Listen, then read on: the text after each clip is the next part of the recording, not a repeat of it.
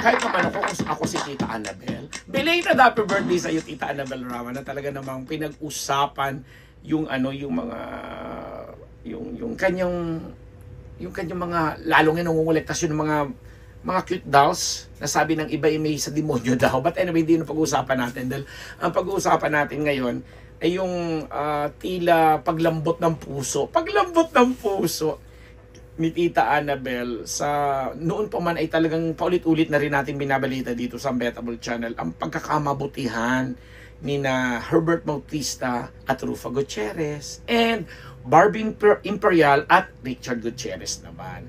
Diba? Lalo na ito si Barbie at saka si Richard. Ang dami-dami ng mga sightings, ang dami-dami ng mga kwento na naiugnay sa kanila.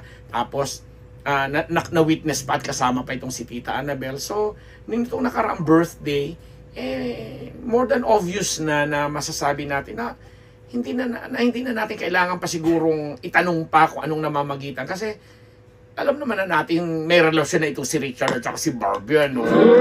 Yes. And the same manner, kina Herbert at saka kay Rufa, no?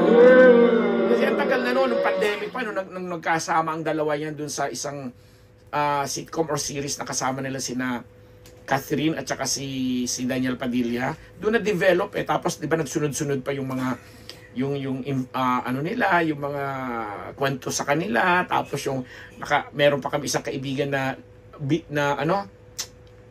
customer ng isang kilalang bakery kung saan dinaan sa tinapay ang panliligaw ni kumparing Bistek Herbert Bautista kay Rufa na laging pinadadala ng mga paboritong tinapay ni Rufa itong ni Bistek. Hindi tama, pinadadala ni Bistek si Rufa ng kanyang mga paboritong tinapay na ina-appreciate, and for the longest time yun ang laging chika, at yun na nga na si Rufa at saka si Herbert pareho na silang may mga malalaki na at may mga binata at mga dalagang anak na sila, malapit na din sila maging lolo at lola. Kaya siguro si Tita Annabel hindi na lang niya masyadong pinangihimasukan pa, kasi obvious naman na may magandang nagaganap dito sa mga anak niya. And dito nga tayo nakasentro kay Barbie at saka kay Richard, kasi ang daming mga public appearances, ang daming mga events, kahit namatayan ng manugang itong si Tita Annabel.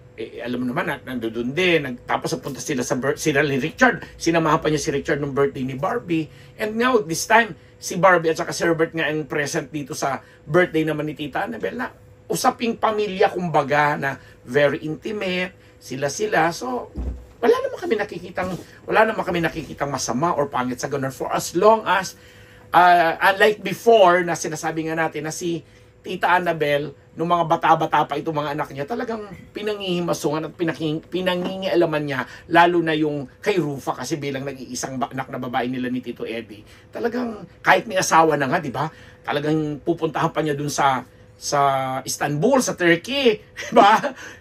Dinadalaw pa niya doon, ganyan-ganyan. Tapos tinulungan pa niya, ginamit pa niya yung mga connection niya nung araw para matiwasay na maibalik or makauwi dito sa Pilipinas si Rufa, kasi napakayaman din at ma-impluwensyang pamilya din yung si dating asawa ni Rufa na si Yilmaz, di ba? Na alam mo yon, yung ganun magmahal si Tita Annabel. But this time, hindi na nga ganun ang nakikita natin sa kanya with the likes of Herbert Bautista and Barbie Imperial na nalilink sa mga anak niya. Kasi parang feeling niya, ay matatanda na kayo, no? At saka nararamdaman na siguro ni Tita Annabel na hindi ba bilang nanay nitong dalawang pamosong mga artista, lalo si Richard ngayon na may paparating na action series sa Kapamilya Channel, hindi na niya pangihimasukan pa yan. Bagkos, bibigyan na lang niya ng suporta, iinganyuhin niya, at saka yun, pakikisamahan.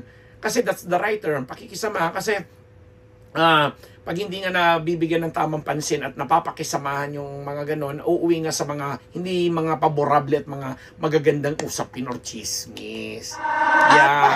Kaya kami dito sa Unbettable Channel, natutuwa din kami kasi kumbaga, gone were the days yung na nakikita mo isang Annabel Rama na makuda, madaldal, matalak, lahat chuchuchucho, laging may kaaway, laging may kadiskusyon. This time, nagre-relax na lang siya sa kanyang mga koleksyon, siguro sa paglilinis at pagbibilang ng kanyang mga alahas at kung ano-ano pa, dahil masaya na siya. Ilang taon na ba si Tita Annabel?